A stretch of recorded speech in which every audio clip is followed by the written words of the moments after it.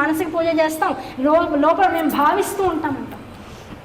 ఆ భావన ఏమవుతుంది? నువ్వు ఇక ప్రయత్నం చేయట్లా, కేవలం మానసికంగా ఎటువంటి సాధన లేకుండా భావించినప్పటికీ ఆ భావనలో కొన్నాళ్ళకి ఏదో ప్రయత్నపూర్వకంగా సాత్వికమైనటువంటి పదార్థాలు నీలోకి రావచ్చు కాక ఉన్నాళ్ల పాటు.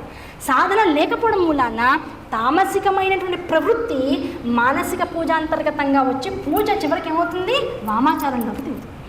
అందుకని సాత్వికమైనటువంటి ద్రవ్యాలతో, ఏ ద్రవ్యముతో, ఏ సంపాదనతో అయితే నువ్వు ఇన్ని ద్రవ్యాలు సమకూర్చుకుంటున్నావో, ఆ సంపాదన ఎటువంటి తప్పొప్పులు తెలిసి తెలియకుండా చేస్తున్నావో, అటువంటి తప్పొప్పుల ద్వారా సంపాదించినటువంటి సంపాదన కూడా శుద్ధంగా చేయడం కోసం, పవిత్రం చేయడం కోసం, నీ యొక్క కాలాన్ని పవిత్రంగా మార్చడం కోసం ఓ పూజాధికారం అనేటువంటి వాటిని జగత్తులోకి తీసుకువచ్చి నియమంగా ప్రతి మనిషి కూడా చేయాలనేటువంటి ఒక నిబద్ధతని ఏర్పాటు చేసి, ఆ నిబద్ధతతో పాటు కూడుకున్నటువంటి మనిషి యొక్క జీవితం, ఒక 24 గంటల జీవితాన్ని ఒక విశేష సాధనగా మలిచి, ఆ సాధనని ఎవడైతే పట్టుకుంటాడో వాడికి మరిజన్మ లేకుండా వాడిని ముక్తి అనేటువంటి సాయుధ్య, సాలోక్య, సారూప్య, సామీప్య సాయుధ్యములు అనేటువంటి వాటి ద్వారా తనలోకి లీనం చేసుకోగలిగేటువంటి అనుగ్రహాన్ని వర్షించగలిగినటువంటి సదాశివ పరబ్రహ్మ తత్వములకు నమస్కరించాలే తప్ప ఇది ఎందుకు, అది ఎందుకు ప్రశ్నించావు, నువ్వు అసలు క్వాలిఫైడ్ కాదు. రకరకాల ఎగ్జామ్స్ పిల్లలు ఇప్పుడు అంతా కూడా పోటీ పరీక్షలు రాసేటువంటి సమయం, క్వాలిఫై అయ్యే వాళ్ళు కొంతమంది ఉంటారు, క్వాలిఫికేషన్ అసలు ఆ నెంబరే ఉండదు అందులో. అంతే మంది కూడా ఎలాంటిదంటే ఇంకా ఆయన డైల్ లిస్ట్లో ఇంకా అసలు మన నెంబర్ లేదు, ఏదో ఒక జన్మలో కాకపోతే ఓ జన్మలో ఉన్న మనం ఆయన డైల్ లిస్ట్లో ఉంటామేమో, ఇప్పుడు అది కూడా లేదు, అవకాశం లేదు, you are out of list. ప్రశ్నించకు. కారణం ఏంటి? ఏమంటే ప్రశ్నించకుండా ఎలా కుదురుతుందండి? నమ్మకం ఉండాలంతే. ఒకటే విషయం చెప్తున్నాడు, నమ్మకము. ఈ విషయాలన్నీ కూడా వేద ప్రోక్తములు. శివపురాణం ఎందులోంచి వచ్చింది? శివుని ద్వారా వచ్చింది. శివుని నుంచి వచ్చినటువంటిది ఏమిటి? వేదము. వేదము ద్వారా ఈ విషయాలన్నీ కూడా నిక్షిప్తం చేయబడ్డాయి. వేదములో నిక్షిప్తం చేయబడినటువంటి విషయాలు పురాణాంతర్గతంగా బయటికి వచ్చాయి. ఈ పురాణాంతర్గతమైన విషయములన్నీ కూడా పూనికతో పూర్తిగా నమ్మదగినటువంటి వస్తువుగా స్వీకరించాలి. పైగా ఇవన్నీ ఎవరి ద్వారా నా దాకా వచ్చాయి? శివుడు ద్వారా పార్వతీదేవికి వచ్చాయి, పార్వతీదేవి నుంచి నందికేశ్వరుడికి వచ్చాయి, నందికేశ్వరుడి ద్వారా సనత్కుమారుడికి వచ్చాయి, సనత్కుమారుని ద్వారా వ్యాస భగవానుడికి వచ్చాయి, వ్యాస భగవానుడి నుంచి ఈయనకి సూతుల వారికి వచ్చాయి, సూతుల ద్వారా సత్రయాగము ద్వారా అనేక మంది ఋషులకు మునులకు ప్రసరించింది. ఆ ఋషులు మునుల దగ్గర మళ్ళీ శిష్యరికం చేసినటువంటి ఎంతోమంది గురువులకు ఇదంతా కూడా వ్యాపించింది. ఆ వ్యాపకత్వాన్ని అనుభవించినటువంటి వారిలో నా గురుదేవులు కూడా ఉన్నారు. కనుక వేదము తప్పు చెప్తుంది, నా గురువు అబద్ధం ఆడు. ఈ రెండింటినీ పరిపూర్ణంగా నమ్మినట్లయితే చెప్పబడేటువంటి విషయము యందు సంపూర్ణమైనటువంటి పూనిక కలిగి తీరుతుంది. దీన్ని నమ్మి ప్రశ్నించకుండా, ఎదురు ప్రశ్న వేయకుండా ఇది ఎందుకు చెయ్యాలి అనేటువంటి సందేహం మనస్సు యందు జనింపకుండా ఎవడైతే ఉంటాడో అటువంటి వాడి యొక్క ఆరాధన యందు విశేషమైనటువంటి ఇష్టిని కలిగి ఉంటుందట పరమేశ్వర స్వరూపం. అబ్బా ఇలాంటి వాడు కదా, దేన్ని ప్రశ్నించట్లేదు. శివపురాణంలో చెప్పారు, స్కాంద పురాణాంతర్గతం అని చెప్తున్నారు, లేకపోతే ఇంకో అగ్ని పురాణంలో అని చెప్తున్నారు. అసలు ఈ పురాణాంతర్గతంగా ఉన్నటువంటి ఈ విషయాలు తెలిసేటప్పటికీ వీడు పరమశ్రద్ధాళువై ముకుళించినటువంటి హస్తాలతో శిరస్సును వంచి మరీ వహిస్తున్నాడే, వీటన్నిటిని శ్రద్ధగా చేస్తున్నాడే, ఇటువంటి వాడు కదా కావాలి. ఇలాంటి వాడి కోసం కదా ఇంత ఆలోచిస్తున్నాను. శివుడు ఆనందాన్ని పొందుతాడట. రసోపేతుడైన సర్వ జగత్తులకి ఆనందాన్ని ఇచ్చేటువంటి వాడి కళ్ళల్లో మన వల్ల ఆనందం కనుక జనిస్తే ఇంకా దాన్ని మించి ముక్తి ఏమిటి, మోక్షం ఏమిటి? అటువంటి మోక్షాన్ని ఇచ్చేవాడిని ఎదుర్కొంటూ ఉన్నాడయ్యా. దాన్ని వదిలేసి ఇంకా ప్రశ్నిస్తామేమిటి? ప్రశ్నలన్నీ పోయిన తర్వాత ఉండేది ఏదైతే ఉందో అదే పరమశివ తత్వము. అటువంటి తత్వాన్ని తెలుసుకో. ఆ తత్వాన్ని తెలుసుకుంటే కలిగేటువంటిది ఏమిటి? ఆనందం మాత్రమే. ఆనందాన్ని పరిపూర్ణంగా అనుభవించవయ్యా. ప్రశ్నించకు. ప్రశ్నించి నీ యొక్క తత్వాన్ని అంతటినీ కూడా నీ యొక్క ఆయుష్నంతటిని కూడా బూడిదపాలు చేసుకోకు. కనుక ఇప్పుడు అన్నం ఎన్నాళ్ళు పెట్టాలి? అన్నమే ఎందుకు పెట్టాలి? నీకు అన్నం యొక్క అవసరం ఉన్నంతకాలం జీవితంలో అన్నం పెట్టవయ్యా. పరమేశ్వరుడికి నైవేద్యం ఏం పెట్టాలి? అందరూ అడుగుతుంటారు, నువ్వేది తింటావో అది పెట్టు, నువ్వేది తింటావో అది పెట్టావంటే ఇవాళ బర్గర్ తినాలని పెట్టచ్చా అండి? అది సాత్వికంగా వండబడిందా? నిలవ ఉంచకుండా వండబడిందా? అందులో ఆ స్థితిగతులు, ఆ పదార్థాన్ని ఉన్న స్థాయిలో అధికంగా చేయగలిగేటువంటి వ్యంజనాలు ఏమన్నా వేయబడ్డాయా? ఉన్నది ఉన్నట్లుగా వండబడిందా? దానికి అగ్ని సంక్షేపింపబడిందా, సమీకరింపబడిందా? దానిలో సాత్వికమైనటువంటి విషయాలనే వాడారా? ఇవేమీ లేవు. అలాంటప్పుడు అది పూజార్హనీయం కాదు, నైవేద్యానికి పనికిరాదు. ఎటువంటి వస్తువుల్ని, ఎటువంటి ధాతువుని, ఎటువంటి పదార్థాన్ని మాత్రమే నైవేద్యం పెట్టాలో తెలుసుకో. సాత్వికమైనటువంటివి, ధర్మార్జనతో కూడుకున్నటువంటివి, ఆ ధర్మార్జనతో కూడుకున్నటువంటి వాటిని మాత్రమే పెట్టవయ్యా నైవేద్యం. నువ్వు తిన్నందు ద్వారా నీలో ఉన్నటువంటి సప్తధాతువులు ఆనందాన్ని పొందాలి. అటువంటి పదార్థాన్ని మాత్రమే నైవేద్యం పెట్టు. ఎందుకంటే నివేదించిన పదార్థాన్ని ప్రసాదంగా స్వీకరించేది నువ్వే, ఆ ప్రసాదం వల్ల ఉద్ధరింపబడేటువంటి వాడివి నువ్వే, కనుక అటువంటి ప్రసాదాన్ని పెట్టు. అది అయిపోయిన తర్వాత వెంటనే ఋషులకి ఇంకో డౌట్ వచ్చింది, ఏమండి మర్చిపోయామండి ఇందాక, ఇప్పుడు మీరు ఇవన్నీ చెప్తున్నారు కానీ బుద్ధిలోకి వెళ్ళట్లేదండి, ఎందుకు ఇందాక మీరు చెప్పినటువంటి ఒక విషయంలో మేము ఒక చోట అటకాయించిపోయాం. ఏంటది? ఒక చెప్పిన లెసన్లో పాయింట్ అర్థం కాలేదనుకోండి, తర్వాత చెప్తున్నవేవి బుర్రలోకి వెళ్ళవు. అందుకని వెంటనే ఋషులు ఏం చేశారు, ఆపండి ఒక చిన్న డౌట్ ఉండిపోయింది. ఏమిటయ్యా మీ డౌట్? సూతులు వారు విసుక్కోవాలా, ఓపికగా ఏమిటయ్యా మీ డౌట్ ఏంటి చెప్పండి. ఇందాక అన్ని వారాల గురించి చెప్పారండి, శనివారం దగ్గరకు వచ్చేటప్పటికల్లా యముణ్ణి పూజించమన్నారు కదా, యమధర్మరాజుని ఎలా పూజించాలి? నిజంగా యమధర్మరాజుని పూజించడం వల్ల అపమృత్యు దోషాలు పోతాయా, అకాల మరణాలు పోతాయా, ఆయన అంత అనుగ్రహిస్తాడా? ఆ నామాలు ఏమన్నా ఉంటే కాస్త చెప్పచ్చు. అలానే అష్టోత్తరం వెతుక్కోలేం కదా యముడి కోసం. ఇప్పుడు యముడు అష్టోత్తరాలు రాస్తే కూడా యముడు వస్తాడని భయపడి ఎవరు ముద్రించడం లేదు. ఏమన్నా ఉన్నాయా విశేషంగా నామాలు అంటే వెంటనే సూతుల వారు అబ్బాయి ఇంత మంచి కోసం అసలు మీకు ఆ డౌట్ రావడమే గొప్ప విషయం. వచ్చి ఇప్పుడు ఆ నామాలు అడుగుతున్నారు చూసారా, అబ్బా ఆనందపడిపోతుందా మనసు. రాసుకోండి ఏ శనివారం నాడైతే, ప్రతి శనివారం ఏ శనివారం నాడైతే శ్రద్ధాళువైనటువంటి జీవుడు యముని సంబంధించినటువంటి ఈ 8 నామాలు నిత్యము అనుకుంటాడు, అటువంటి వాడికి దోషము రాదు. దేనివల్ల దోషము? కర్మల వల్ల దోషము. కర్మల వల్ల ఏమొస్తుంది? ఆయుష్కి దోషం వస్తుంది. అటువంటి దోషము రాకుండా రక్షిస్తూ ఉంటాడు. తిలాన్నం ఎలాగో నైవేద్యం పెడతారు కదా, తిలాన్నం నైవేద్యం పెట్టక పూర్వము ఈ నామాలను ఒకసారి అనుకోండి చాలు, 10 సార్లు అక్కర్లా. 8 నామాలు ఒకసారి అనుకుని తిలాన్నం చేసి నైవేద్యం పెట్టి హాయిగా ఆ రైస్ మనం తినడంలో తప్పే ఉంది. వారమంతా అన్నము పప్పు కూర వండుకుంటున్నాం, ఇవాళ రైస్ చేసుకున్నాం. ఏమిటా రైస్? సిసేమ్ రైస్, అవునా కదా, నువ్వులతో అన్నం బాగుంటుంది, ఎముకలకి మంచిది, పుష్టిని ఇస్తుంది, శక్తిని ఇస్తుంది, తినేద్దాం, ఐరన్ వస్తుంది, బోల్డ్ ఐరన్, కాల్షియం అన్నీ వస్తాయి. ఇలాంటి రైస్ నైవేద్యం పెట్టినప్పుడు 8 నామాలు. ఏమిటా నామాలు? జాగ్రత్తగా రాసుకోండి అని చెప్పారు. యమాయ నమః. ఇంత దానిలో మళ్ళీ మధ్యలో నామాల దగ్గరికి వచ్చేసారు. అంటే మనస్సు రమిస్తుందేమో, వినేవాడికి బోరు కొడుతుందేమో, శివతత్వాన్ని పదే చెప్తుంటే వీళ్ళకి ఇంకా విసుగొస్తుందేమో, మళ్ళీ గబుక్కుని ఇది మిమ్మల్ని ఉద్ధరిస్తుందని పాయింట్లోకి తీసుకొస్తే వెంటనే మనసులో అలర్ట్ అయిపోతాయి. అబ్బా రాసుకున్నారు ప్రతి వాళ్ళు, నాకు తెలిసి అందరూ ఫోన్లో ఆన్ చేసి ఉంటారు, రికార్డ్ చేసేసుకుందాం, ఎవరికి వాళ్ళు ఇంకా రేపు శనివారం వచ్చిన రోజు రాసేసుకుందాం, చదివేసుకుందాం. యమాయ నమః. మొట్టమొదటి నామం వైవస్వతాయ నమః, సమవర్తినే నమః, సంయమనీపురాధీపాయ నమః, ధర్మరాజాయ నమః, కృపాళవే నమః, చిత్రగుప్తాయ నమః, కింకరేభ్యో నమః. ఇవి 8 నామాలు. ఈ 8 నామాల్ని కూడా నిత్యము ప్రతి శనివారము ఏ మనిషి అయితే శ్రద్ధ తప్పకుండా చదువుతాడో చెప్పారు. వెంటనే మళ్ళీ ఋషులు అడిగారు, ఏమండి ఇంట్లో ఉన్న వాళ్ళు అందరూ చదువుకోవాలా, ఇంటి యజమాని చేస్తే చాలా?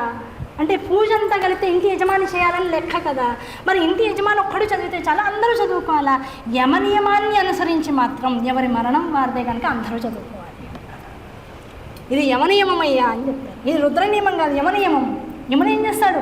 ఇంట్లో అయ్యో వీళ్ళ తాతగారు ఉన్నాడండి, ఇంకా వీళ్ళ మా అమ్మగారు ఉంది, లేకపోతే ఆ తాతగారికి కూడా ఇంకా మేనమామ ఇంకా బతిక ఉన్నాడు, పిల్లవాడిని తీసుకెళ్ళాలని ఆలోచిస్తాడా? వీడికి 3 తీసుకెళ్ళిపోతాడు. కనుక యమనియమాన్ని అనుసరించి యముడికి రూల్స్ లేవు, ఆయన ఒకటే రూలు, ఎవరి టైం వస్తే వాడిని తీసుకోవడం అంతే. ఆయన టైం వచ్చినా సరే అబ్బా.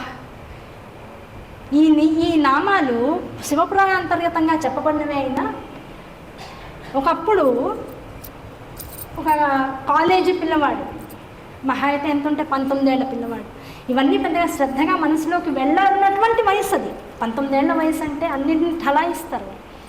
ఇంట్లో వాళ్ళ అమ్మగారు ఇట్లాగే శివపురాణాన్ని చదువుతూ ఈ నామాలు చెబుతూ ఉంటే వాళ్ళ అమ్మమ్మగారు, నాయనమ్మ గారు చదువుతూ ఉంటే ఏదో పడుకునో లేకపోతే ఏదో చేస్తూనో మనసు అక్కడ నిలవక ఈ చెప్పబడుతున్నటువంటి విషయాల్ని విన్నాడు. వింటే వాళ్ళ ఇంట్లో అందరికీ భయం ఏంటంటే ఈ పిల్లవాడికి కాస్త ఆయుర్దాయంలో ఏదో ఇబ్బంది ఉంది, జాతకపరంగా ఇబ్బంది, ఈ ఇంట్లో నిత్యము చదవే అని వాళ్ళ అమ్మగారికి చెప్పారు. ఆవిడ చెప్పింది, ఇగో శివపురాణాలు రాశారు, ఈ నామాలు నిత్యం చదివితే పిల్లలకి ఆయుర్వృద్ధి జరుగుతుందిట, నువ్వు నెమ్మదిగా చదువుతూ ఉండేదో వాడు అటు ఇటు కదులుతూ అన్నా వింటూ ఉంటాడు కదా, ఇంట్లో చదివితే కాస్త పెద్దగా చదువు అందిట. ఆ పెద్దగా చదివితే సరే ఆవిడ రోజు అలా చేస్తాం, వీడు విసుక్కుంటున్నాడు, ఎందుకంటే వాడికి తెలుసు వీడు నా కోసం చేస్తున్నాను. అది కూడా పిల్లల్ని యాక్సెప్ట్ చేయరు, ఒక వయసు అలాంటిది, అహంకారంతో ఉంటుంది ఆ వయసు. అన్నీ మేమే చేసుకోగలం, ఎవరి వల్ల మేము ఉద్ధరింపబడాల్సిన అవసరం మాకు లేదనే ఫీలింగ్లో ఉంటారు వాళ్ళు. ఆ వయసులో తల్లి అయినా సరే కొడుకు కదా, లోపల పాసం, వాడిని రక్షించుకోవాలేమో, ఈ జాతకాలు ఇవన్నీ నిజమే అంటున్నారు, ఎందుకు వచ్చింది మనం జాగ్రత్తగా ఉంటే సరిపోతుంది, రాశారు కదా శివపురాణంలో, నమ్మితే పోతుంది. ఇందాక చెప్పింది నమ్మకం. పైగా మా అత్తగారు చెప్పింది ప్రస్తుతం గురుస్వరూపుని ఆవిడే, నాకు ఆవిడ చెప్పింది ఆవిడ అబద్ధం ఆడదు, రాసింది అంతకన్నా అసత్యం కాదు, చెప్పింది పరమశివుడు తనంతట తానుగా, కనుక ప్రయత్నిస్తే పోలా అనుకుంది. రోజు చదువుతుంది, వింటున్నాడు పిల్లవాడు, వినేలా చదువుతుంది ఆవిడ, వింటున్నాడు. ఓ రోజు ఫ్రెండ్స్తో పాటు ఎక్స్కర్షన్కి వెళ్ళారు. అక్కడ ఒక ఘోరమైనటువంటి ప్రమాదం జరిగి తనతో పాటు ఉన్నటువంటి మొత్తం 62 మందిలో 56 మంది జలసమాధి అయిపోయారు. ఈ పిల్లవాడు అందరికన్నా ముందు చనిపోవాల్సిన వాడు నిజంగా ఏదో శబ్దం వెనకాల నుంచి విని జాగ్రత్త పడు అనేటువంటి శబ్దం ఎవరో అంటున్నట్టుగా వినపడి తప్పుకోవడం వల్ల తాను ఒక్కడు రక్షింపబడ్డాడు, మిగతా వాళ్ళు వెళ్ళారు. మీ అందరికీ గుర్తుంటే కొన్ని సంవత్సరాల కింద మన జల సమాధి అయిపోయారు పిల్లలందరూ పాపం ఎక్స్కర్షన్కి వెళ్ళి, సైన్స్ పిల్లలు ఒక డ్యామ్ గేటు తలుపులు తీయడం వల్ల మొత్తం డ్యామ్ నుంచి వచ్చినటువంటి నీళ్లతో కొట్టుకుని వెళ్ళిపోయాడు. ఆ పిల్లవాడు యాక్చువల్గా పోవాల్సిన వాడు బతికిపోయాడు.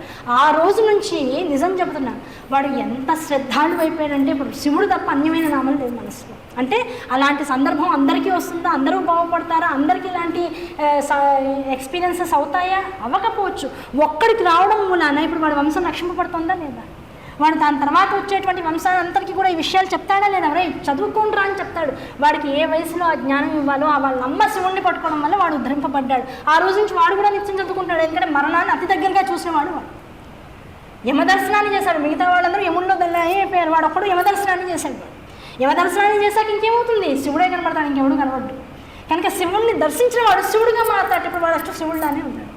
అటువంటి వాడు మొన్న ఈ మధ్య కనబడి వాళ్ళ నాన్నగారి విషయం నాకు చెప్తే నేను ఎంత ఆశ్చర్యపోయానంటే, అంటే ఈ నామాల కింద శక్తి అంటే నేను శివపురాణం చెప్పాలి అనుకున్న తర్వాత ఇప్పటిదాకా నేను ఎప్పుడు శివపురాణం చదవాల, అనుకోకుండా ప్రసక్తి రావడం ధర్మాధికారి గారి వల్ల, అనుకోకుండా నేను ఈ పుస్తకాన్ని చదివి ఎప్పటి నుంచో ఇంట్లో పుస్తకం నేనే కొన్నా, 5 వాల్యూమ్లు ఉంది, అయినా సరే దీన్ని ఎప్పుడు చేసి ముట్టుకోపోవడం, ఊరికే కొని ఇంట్లో పెట్టుకోవడానికి నేను అని శివుడు జాడించాడు ఒకసారి.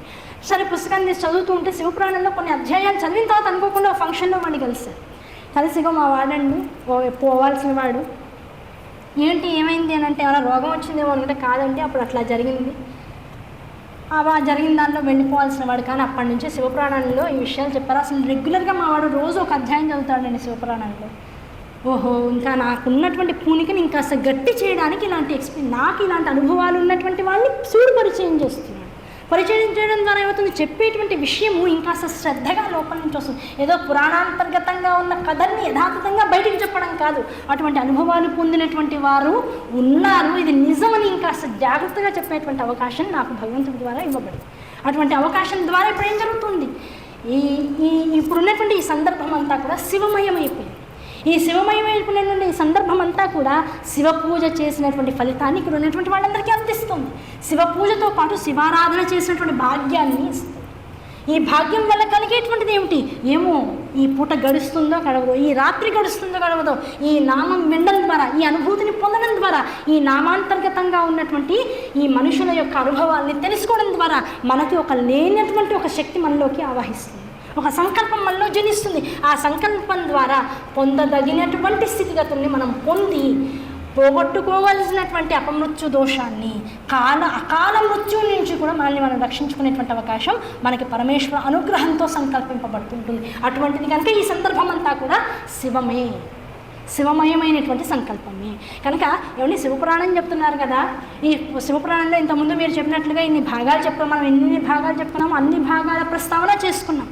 దాంతోపాటు ఇప్పుడు ఎక్కడికి వచ్చాం, వారాంతర్గతంగా ఉన్నటువంటి శివారాధన ఎలా చేయాలి, ఆ వారాంతర్గతంగా ఉన్నటువంటి శివారాధనతో పాటు ఎటువంటి నైవేద్యాలు పెట్టాలి, ఆ నైవేద్యాలు పెడుతూ ఎటువంటి పూనికతో మనం వేద గురు ఉపదేశంగా స్వీకరించి జీవితాన్ని ఒక తపస్సుగా మార్చుకోవాలనేటువంటి విషయాలు చెప్పుకుంటున్నాం. శివపురాణం అంటే ఇంతేనా, శివ పూజ ఎలా చేయాలి, శివ నైవేద్యం ఎలా పెట్టాలి, శివదీక్ష ఎలా తీసుకోవాలి, ఇంతకేనా అంటే ఇంకొక రోజు, రేపు ఒక్క రోజు కనుక శ్రద్ధాళువనమై అసలు శివతత్వాన్ని కనుక మనం మనస్సుల్లోకి నిక్షిప్తం చేసుకుంటే తర్వాత 3 రోజుల్లో అసలైనటువంటి శతరుద్రీయం స్టార్ట్ అవుతుంది. ఆ శతరుద్రీయంలోకి వచ్చిన తర్వాత మొట్టమొదటి ఖండం సృష్టి ఖండంతో ప్రారంభమవుతుంది. ఆ సృష్టిఖండాన్ని తెలుసుకుంటూ అవన్నీ కూడా ఇప్పుడు మనం రెగ్యులర్గా టీవీ ఛానల్స్లో వచ్చేటువంటి రకరకాల శివపురాణం కానీ, హరహర మహాదేవ్ కానీ, ఇలాంటివన్నీ అందరూ శ్రద్ధాళులైనటువంటి వారే కనుక ఆ సీరియల్స్ అన్నీ ఎన్నో సంవత్సరాల నుంచి చూస్తున్న వాళ్ళం కనుక అందులో ఉన్నటువంటి కథలన్నింటినీ ఉటంకించుకుంటూ ఈ సృష్టిఖండము అంటే శతరుద్రీయం కన్నా కూడా పూర్వం చెప్పబడినటువంటి 25 అధ్యాయాలు ఏవైతే శివతత్వాన్ని సంపూర్ణంగా ఆవిష్కరింపజేసేటువంటి దిశలో మన మార్గాన్ని ఒక సుక్షిప్తమైనటువంటి స్థాయిలోకి తీసుకువెళ్తున్నాయో ఆ మార్గనిర్దేశకత్వాన్ని వదలకుండా ప్రతి కథకి ముందు కూడా ఈ ప్రస్తావనని మళ్ళీ గుర్తు తెచ్చుకుంటూ దీని ద్వారా సంపూర్ణమైనటువంటి శివజ్ఞానాన్ని సూతుల వారు ఇచ్చినటువంటి అధికమైనటువంటి శ్రద్ధతోనూ భక్తితోనూ మనం మన మనస్సులో నిక్షిప్తం చేసుకునేటువంటి స్థితిని, యోగ్యతని పొందేటువంటి ప్రయత్నం చేస్తూ పోదాం. కనుక శతరుద్రయం వచ్చే లోపల మనస్సులు మొత్తం శివమయం అవ్వాలి, శివారాధనగా శివస్వరూపంగా మొత్తం జగత్తంతా మారాలి. ఆ జగత్తులో ఉండేటువంటి మనుష్యులముగా మనము కూడా లోపల ఉన్నటువంటి ఆత్మస్వరూపుడైనటువంటి శివుడి యొక్క స్వరూపాలమే కనుక మనలో ఉండేటువంటి శివస్వరూపాలన్నింటికీ మనమే నమస్కారం చేసుకుంటూ సర్వస్వ శరణాగతి భావనతో శివమయమైనటువంటి జగత్తుకంతటికి కూడా ఈ శివపురాణం ద్వారా ఒక కైమోడ్పుని ఇవ్వగలగాలి. అటువంటి స్థితికి ప్రతి వాళ్ళు రావాలి. ఈ 5 రోజుల యొక్క ప్రసంగంలో మొదటి రోజు పూర్తయింది కనుక మిగతా 4 రోజులు కూడా ఇటువంటి అనుభూతిని పొందుతూ సర్వం శివమయం అహం బ్రహ్మాస్మి స్థితిని ప్రతి వాళ్ళు అనుభవంలోకి తెచ్చుకోవాలనేటువంటి సంపూర్ణమైనటువంటి కాంక్షతో ఇవాళ ఈ ప్రవచనానికి ఇప్పటికీ స్వస్తి చెబుతూ మళ్ళీ రేపు సాయంకాలం 6 గంటలకు కలిసి మరొక విశేషమైనటువంటి తత్వాన్ని చెప్పుకునే ప్రయత్నం చేద్దాం. అంతవరకు అందరికీ కూడా శ్రీమాత్రే.